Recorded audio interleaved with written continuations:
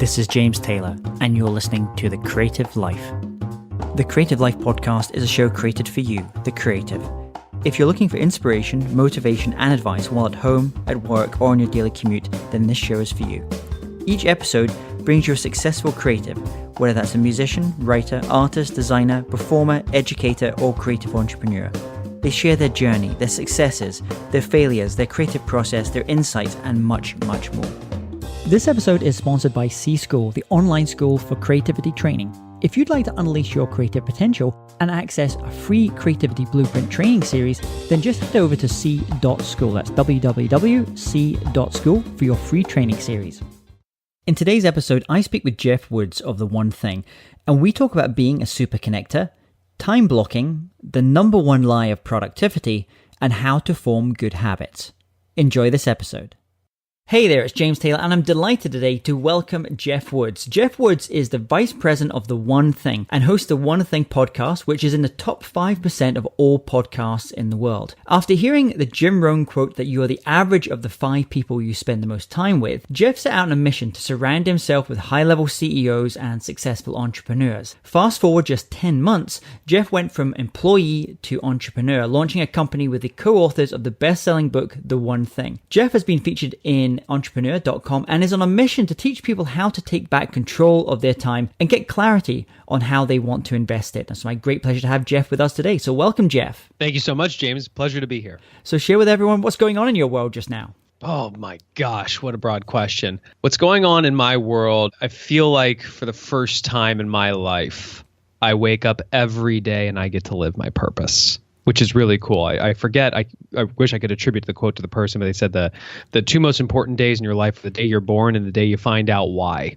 I think so many of us wake up every day, we work really hard, and for many of us, we just take action with our head down without ever pausing and looking up and asking, why are we even doing what we're doing? And while we may be happy, are we actually fulfilled? And for years, that was me. I was happy. I wasn't fulfilled, though. I was in medical device sales. Great job, lacking fulfillment. And you fast forward to today, I wake up every day feeling like we're making a massive impact in the world. Now, we've had Jay Papasan from The One Thing on here as well. And the book is fantastic. It's a great book. I encourage anyone to go and check out the book. I was listening to the audio version of the book the other day. So you are the vice president of The One Thing. We should probably explain to people, what is The One Thing? What is that company? Sure. And then what is your role within that? Sure. So The One Thing started as a book, which is now one of the highest rated business books of all time. There's only, I believe, 10 business books that have ever sold more than 1 million copies. The One Thing being one of them. It's sold just over 1.5 million copies now in 5 years. And Gary Keller, who was one of the co-authors, he started a company called Keller Williams. It's the largest real estate company in the world. He and his partner Jay, who you had on the show, James, they looked up realizing, wow, this book is taking off. And we're just getting started. But the challenge was Gary's one thing is being chairman of Keller Williams. Jay's one thing is writing books. They needed somebody whose one thing was turning the book, The One Thing, into a training company that could really help people take back control of their time and get clarity on how they want to invest it. That's me. And how did you end up at this point? You mentioned you were in medical devices, very different from, I'm guessing, the work that you do today. Talk us a little bit through what that journey was. Yeah, early 2015, it was my national sales meeting for my medical device company. I walked into this big ballroom, gorgeous ballroom, thousands of seats for the whole company. I'm sitting in the very back row. And when I went to sit down on my chair, there was this white, beautiful book that said The One Thing. And I went, oh, cool, this must be the speaker. And out on stage walked Jay Papasan. Now, you have to consider, this is about 2 weeks after I had launched my first podcast called The Mentee, where I was on a journey to surrounding myself with the right mentors, because I figured out you're the average of the 5 people you spend the most time with. And the people I was spending the most time with weren't living the life I wanted to be living. So I was intentionally trying to upgrade my 5. Jay talks for the next hour about The One Thing, the surprisingly simple truth behind extraordinary results. And he's blowing my mind. The entire time he's talking, I'm thinking, I've got to have this guy in my world. But then all the limiting beliefs started to settle in, like, why would he talk to you? What could you possibly give him that would make it worth his time to talk to you? As Jay finished his speech, everybody stands up, standing ovation. Everybody's so excited about this. And everybody starts to sit down, yet I'm still standing. Because deep down in my bones, I knew this was the moment. I was never going to get him on the phone. Maybe I'd be able to get back and forth with him on email. But the best chance to form any sort of relationship was right here, right now. We're in the same room. And so I started running down the side of this ballroom as he's coming off stage, and I finally intercepted him. I walked up to him and I said, Jay, my name's Geoff Woods. First and foremost, thank you. You just moved me in such a way. I've got to share your message. Can I feature you on my podcast and hopefully drive more book sales for you? Now you have to consider the podcast was like 2 weeks old, right? And for people who say, Geoff, I don't have a podcast, I started the podcast with the intention that it would give me a reason to approach people I wouldn't be able to approach otherwise. It was a strategic networking tool. Jay said yes. And at the end of the interview, I asked him where they were focusing, where they needed help. And he said, we're looking to sell more books. And so I said, oh, let me get you booked on a bunch of other podcasts. He didn't know that I had relationships with some of the top podcasters in the world. And so I got him booked on shows. And I circled back and asked, where are you focusing? How can I bring more value to you? And they said they were looking to create more awareness around the book. He didn't know that I wrote entrepreneur.com. So I wrote an article and I started blasting it on social media. And when I saw him resharing some of my posts, I messaged him back. Where are you focusing? How can I help you? And that's when he said that he and Gary were looking for a CEO of a publishing company.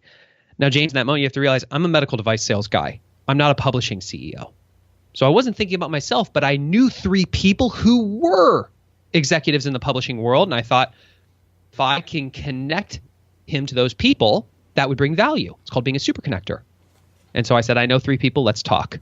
And when he and I got on the phone and he described the person that they were looking for, he described me. So in that moment that you were kind of going through that journey, kind of really, you were first of all looking to help, looking to provide value. You mentioned that, using that word, kind of super connector, connecting them to other people as well. I'm wondering, what was the moment like when you actually sat there and they were talking through the role, and actually you did say to yourself, whether you verbalized it or not, hey, this is me. This is me that they're describing. At that point, did you just like say, this is me? This is you, like, okay, hand up here? No. Or do you have to like bite your tongue a little bit? Yeah, so if you were talking to my wife, she would tell you that I have 2 speeds, fast forward and off. And this was one of those moments I was in off. I had no words. I sat there, paused, and I said, Jay, I've got some thoughts. Can I call you back in a few days? He said, yes. I sat in my car in silence for 5 minutes, just staring into the distance, because I knew that this was a defining moment in my life. I couldn't understand why. I just knew in my bones it was. I walked into my house. I looked at my wife. She could tell the look on my face. She said, so what just happened? I said, I just had a phone conversation. And I think everything's about to change. And I wouldn't be surprised if we ended up moving to Texas. And she goes, what? And I said, hold on. And I ran to my office and grabbed my microphone because I knew I had to document the moment. I knew it was that important. That ended up becoming episode 57 of The Mentee. With that podcast, so you mentioned that episode, as you were doing all these interviews with these potential mentors, people that had mentors and mentees, it sounded like you initially were thinking that the relationship with maybe Jay was just going to be more of that mentor-mentee relationship. That was kind of what you were thinking. I just knew that everything I could possibly want in my life would become more possible if I had the right relationships. So I wasn't attaching myself to a specific outcome.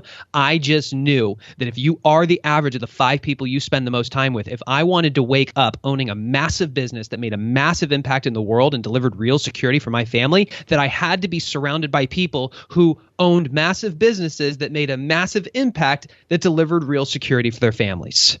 So you started working together, you start building that relationship. There was something happened. It didn't immediately go from the I am the guy to making it happen. Well, I hadn't told him that I was the guy yet. So you were still sitting in that car, catching your breath from all this. I told my wife, I documented it on the recorder, and I got on the phone with Jay 2 days later.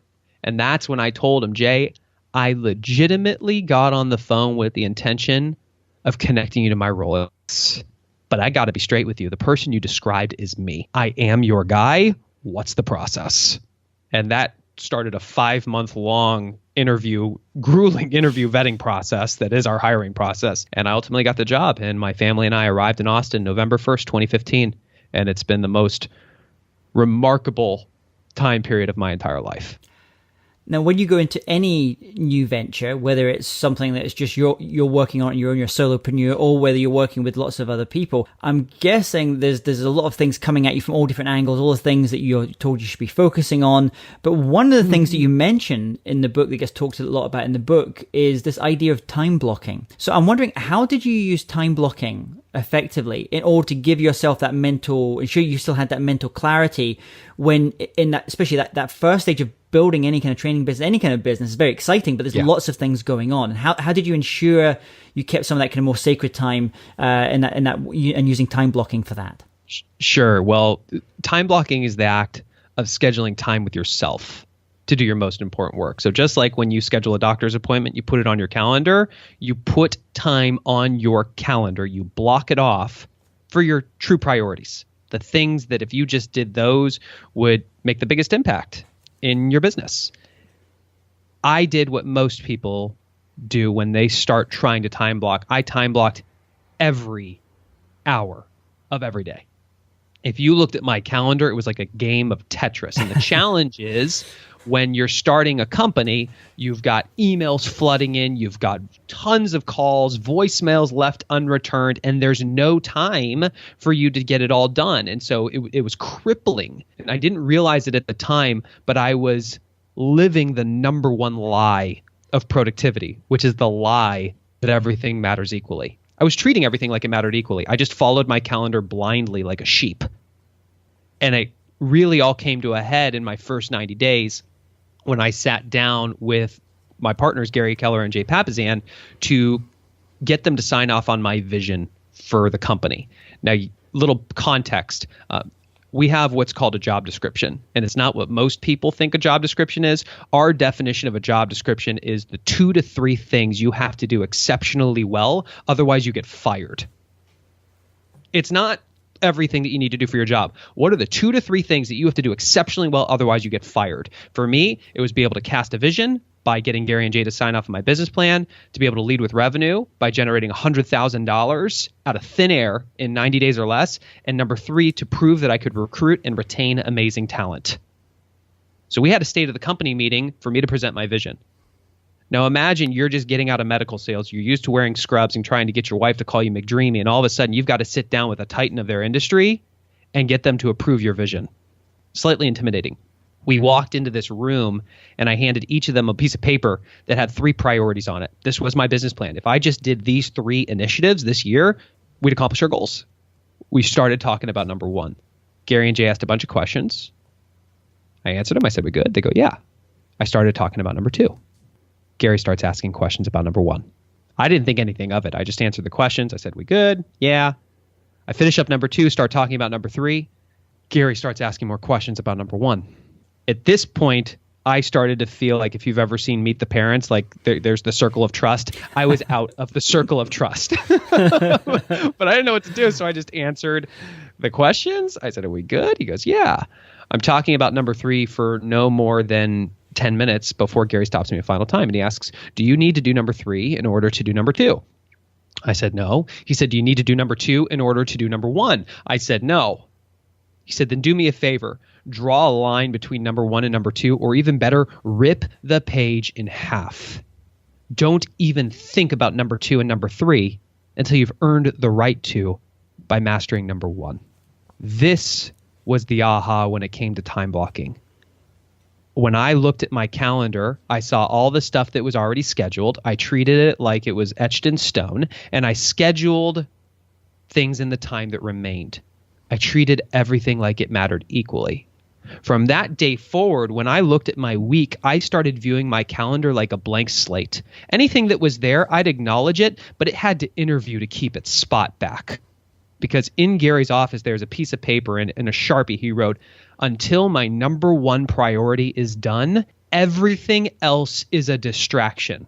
So I started scheduling time, big blocks of time, 2-3 hours for my most important work. And then everything else was everything else, because everything falls into two categories. It's either your most important work or it's everything else.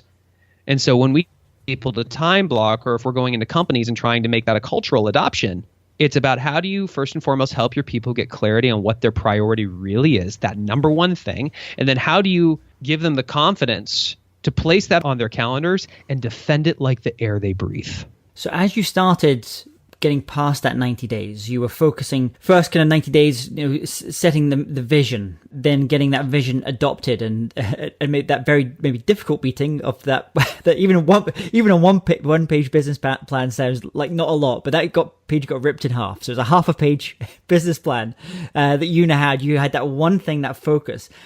How long did it take you to get to the point where you felt sufficiently sure that we have got this one thing now? I'm now ready to start looking at some of these, moving on to my next one thing. Or do you have to, is it just relentlessly just staying on that one thing and anything else is still, these are nice to haves, but it's still not the one thing? Well, I think this is one of the greatest misunderstandings of the book. We all have more than one thing. And some people who will read the book and not quite get it, they'll say, I can't just do one thing. We never tell someone to just do one thing. It's one thing at a time. Success is sequential, not simultaneous. The truth is, you can't just do one thing until it's done. Acting perfectly in order of priority, I've never had a day that I did it perfectly. I've always acted out of priority every day. It's a conscious choice now. I'm aware of it. So I spend far more time on my priorities than I used to. But it's about making sure that when you approach your days, that you're moving the ball on the thing that matters most first. Most people, when they open, well, I'll ask you, James, what do you think most people do when they show up for work and they open their computer? What's the very first thing they do? It'll be that email hellhole. There's the email inbox. So now let me ask you a question. If you could only do, in a strange world, you could only do one thing for your business this week, just one, and then we'll take your computer, we'll take your phone away, we're going to strip you of internet connection. We're going to put you on a plane with a volleyball named Wilson and ship you off to a deserted island to hang out with Tom Hanks for a little while. If you could only do one thing for your role this week, would it be checking email? It would not even make probably the top 10. It's nowhere near the one. Right. So we're not saying don't check email. We're saying we're asking, why are you checking it first? When you go into your inbox, what you're subconsciously saying is know what you should be doing for your job, so you're going to let other people tell you what to do. It's a matter of doing the most important thing first. And that simple action of moving the ball on your number one priority first, before you earn the right to check email, before you earn the right to chat at the water cooler, before you earn the right to sit in a meeting, that unleashes incredible possibilities in your world. And as you've been going on this journey, building this great training company, I know obviously in addition to the books and there's the talks, the speeches, the keynote side of things that Jay also does a lot of. You have a really blossoming community there. You have a crash course. You have a kind of mastery training. So as you were kind of building these different parts into what you were doing with the training part of the business, was there maybe give it an example of another key insight or a key aha moment that you had as you were in this role? Because this is a lot of things that you've been able to do in a relatively short space of time. There's a great quote in the book from F.M. Alexander. People do not decide their futures. They decide their habits. And their habits decide their futures. This has been a profound quote in my life. When I look at somebody like Gary Keller, how has this man started a little real estate company in Austin, Texas, and scaled it to the number one real estate company in the world with 180,000 people in it, a true empire? What are the habits that Gary acquired that made Gary Keller Gary Keller? What are the things that I want in my life that, if I just formed the right habits, would make achieving those results automatic? And when you think that way, when you go that far out into the type of person you want to become and then figure out what's the habit you can form that'll take you there, you go on what we call a 66-day challenge, because we know it takes on average 66 days to form a habit, not 21 or 30. It's actually 66. And you start tracking it. We have a calendar that tracks it, which if you go to theonething.com with the number 1 in the URL, click on free stuff, you can check it out there. I started forming these power habits. For you who's listening, I'll flip it. If you look back over the last 5 years of your life, how many truly life-changing, positive power habits have you formed in the last 5 years combined? What would that answer be for you, James? Power habits, things that are done on a consistent basis that allow you to move ahead with your life and your business. I would say in the past 5 years, things that are consistent, probably 5 or 6 things. 5 or 6 real key, because I tend to go at things one at a time and until they're really embedded. I don't have to think about it anymore. So I will tell you, James, that you are already exceptional. That is significantly better than most people. I've probably asked this to 20,000 people now. And the average is anywhere from 0 to 2. So the fact that you even do one a year is exceptional. There's 365 days in a year, right? If you divide 365 by 66, you have the opportunity to form up to 5 power habits a year. Once I stepped into Gary and Jay's world and I understood that much of the book is about habit formation, I had to live it. So I started my first 66-day challenge. And you fast forward about 10 weeks, which is how many days 66 days is, I had my first habit solidified. And then I started my next 66-day challenge and I locked in a second habit.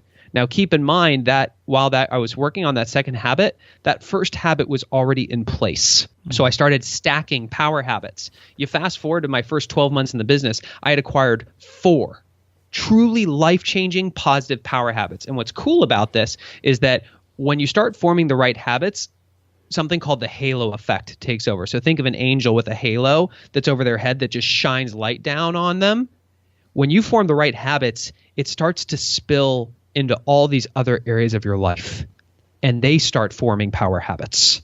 So it's got this amazing compound effect. And before you know, you look up, I've been in the business for 2.5 years. I am a completely different person than I was 2.5 years ago. And it's remarkable. It reminds me a little bit, I think it was Charles Duhigg in the book about habits. He talks about, I think it was almost like gateway habits or cornerstone habits. And he said, often things like, for example, yoga is a very powerful one because someone starts doing yoga, for example, and very soon after that, their diet starts to change and they start, hanging out with slightly different people. And a lot of things kind of happen just from doing that one. So in that first year for you, what was maybe the one habit that you really focused on that really made a huge impact in your personal life, and what was the one that really made a huge impact in terms of what the business was doing? Sure. I'll answer them in reverse order because this is the order I approached them. I first formed a habit for my business, and that habit was the habit of doing my most important work before I check email. So acting in order of priority. And so I was the guy who walked into the office, opened my computer, and checked email. And you fast forward 15 to 30 minutes, you go, oh, whoa, what was I doing? And the unconscious consequence of that is if you've ever read one of those emails that you're like, wow, I'm not dealing with that right now. So you mark it as unread and you move through your day and it's occupying your mind share. So you're not able to actually be present. It's stealing your focus from you. I needed to stop doing that. So I asked the question, can I invest 5 minutes on my most important priority before I earn the right to check email? And you fast forward 66 days, that was a habit, meaning it required little to no effort to continue it. It's now at the point where it has gotten so strong that checking email for me, like I have this visceral, like, ugh. I don't feel the need to check email. That's not to say that I don't. It's not even appealing to me. And I've built systems so that my email in my inbox gets managed without me. That is such a powerful habit. On the personal side, I think the most powerful habit that I formed was the habit of meditating. And I think A lot of people have tried meditating and they'll say, "Oh, I'm going to meditate for 30 minutes a day." The challenge is when you sit down to meditate for the first time, like 2 breaths in, your mind is bouncing all over the place and you realize it's very hard to do. The focusing question of the one thing is, what's the one thing I can do? Such that by doing it, everything else will be easier or unnecessary. I could not do 30 minutes a day reliably. And then I asked the question, can I do 10? I couldn't do 10, so I lowered the bar. Can I do 1 minute a day? I couldn't even do consistently a minute a day. And so I lowered the bar down to 1 breath. Once a day, can I intentionally close my eyes and take 1 breath?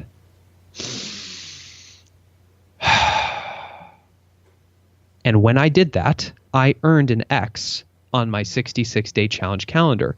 What became powerful about this, James, was you fast forward 66 days, I didn't have to think about it. Every day it happens at some point, whether it's when I'm parking the car or whether I'm getting into the elevator. But that 1 breath turns into 2, which turned into a minute, which sometimes turns into 10 minutes, which sometimes turns into 45.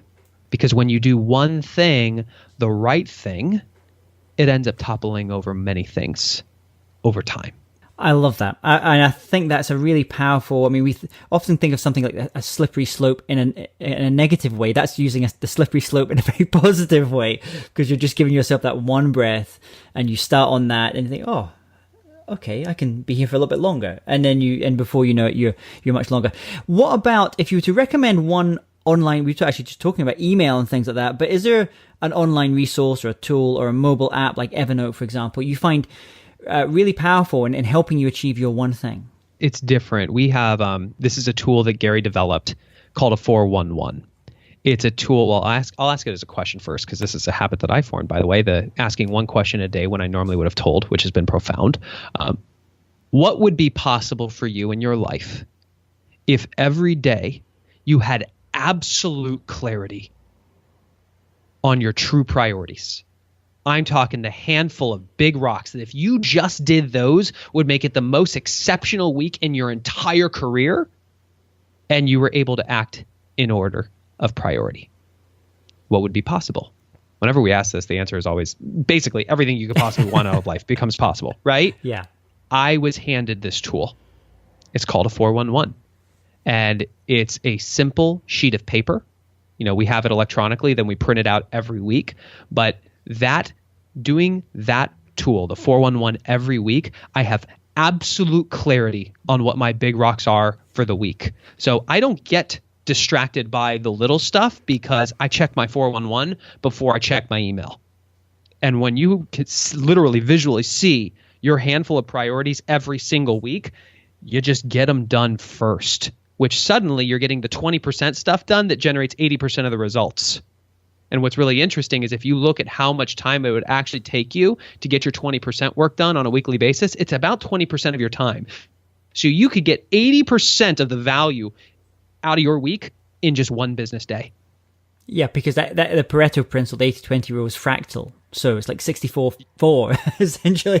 You can, you really get that, and it's compounding. So that 411 sheet, is that something that's available for people in the One Thing book, or where can they go to get something like that?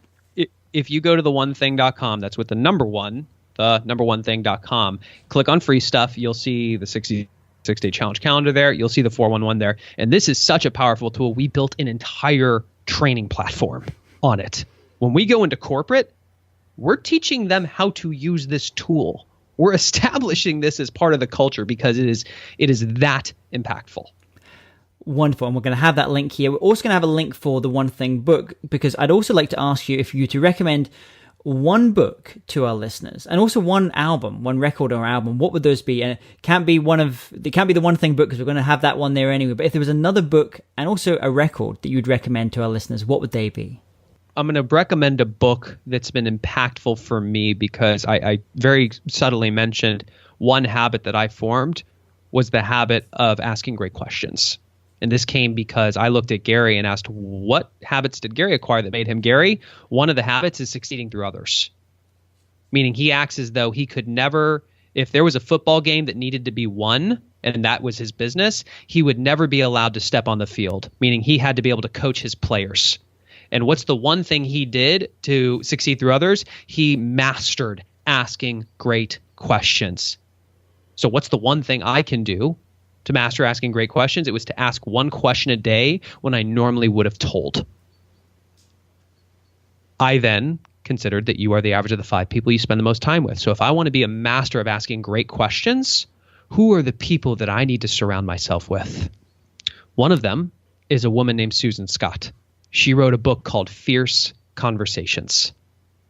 It's made a huge difference in how I interact with my people, to the point that I tracked her down and formed a relationship with her. So I would highly recommend. She has a book, Fierce Conversations. She also created a book called Fierce Leadership. Highly recommend those books. And I know you only asked for one, so it's ironic that I'm about to recommend 3, but there's another one called Multipliers by Liz Wiseman, and I'm interviewing her this coming month because that's just another book that's been very helpful in that regard. And what would the album be? What would that album or that record be? That's tough because I'm not a huge music guy. First thing that comes to my mind is NSYNC, so I don't think that's what you wanted to hear. If that gets you going, if that's your thing, then we can have an NSYNC. Dude, I love good old school boy band stuff because I have a professional dancing background, so that'll get me up any day. Any particular NSYNC albums, or is it just go for the best Spotify playlist, NSYNC Spotify playlist? It's all so good. really undermining myself here. Absolutely, but that's going to be in there. I'm sure there's some old school people getting into some NSYNC now as we're speaking. I want you to imagine as well, if you woke up tomorrow morning, but you had to start from scratch. You have all the tools of your trade, all the knowledge that you've acquired over the years, but no one knows you. You know no one. You have to restart. What would you do? How would you restart? I would restart by forming the right relationships. You're the average of the 5 people you spend the most time with. Whatever you want out of your life becomes far more possible with the right relationships because you literally collapse time. Every day you wake up with a choice. Do it the easy way or do it the hard way. Most people don't even know it, but they're choosing the hard way. They're waking up, they're taking massive action, they're making lots of mistakes, they're learning from those mistakes, and they're taking more action, but they're literally reinventing the wheel. When you surround yourself with the right people, they've already done it. And they tell you which steps to take. And they know that you're going to be needing to make certain connections. And they already are in relationship with those people. And so they make an introduction. That's the easy way. So if I was starting over, what's the one thing I could do such that by doing it would allow me to form the right relationships? I would once a day ask one person where they're focusing and where they need help. Because by asking that question once a day, they would tell me where they need help. That would give me the opportunity to bring value to them. Zig Ziglar says you can have everything in life you want if you just help enough other people get what they want. That's where I'd start. And if people want to connect with you, where is the best place for them to go and do that, to reach out to you? Yeah, sure. So, first I would suggest listening to the One Thing podcast because that way you'll have these ideas in your ear every week. You already got the resources at theonething.com. You can email me, Jeff@theonething.com. And that's with the number 1 in the URL. And it's GEOFF. It's the British way, James. Absolutely. I just didn't get the accent. That's the way. I just didn't get the accent like you. Otherwise, I would have done much better in college. Well, Jeff, it's been a pleasure speaking with you today. I absolutely love the book. I love what you guys are all doing over there. I think it's very, very simple but powerful message. So thank you so much for coming on today. And I look forward to catching up with you again soon. Thank you, James. Hey, James Taylor here again. And if you're interested in living a more creative life, then I'd love to invite you to join me as I share some of the most successful strategies and techniques that high-performing creatives use. I put them all together in a free downloadable ebook that you can get by going to jamestaylor.me. That's jamestaylor.me to get your free downloadable ebook on creativity.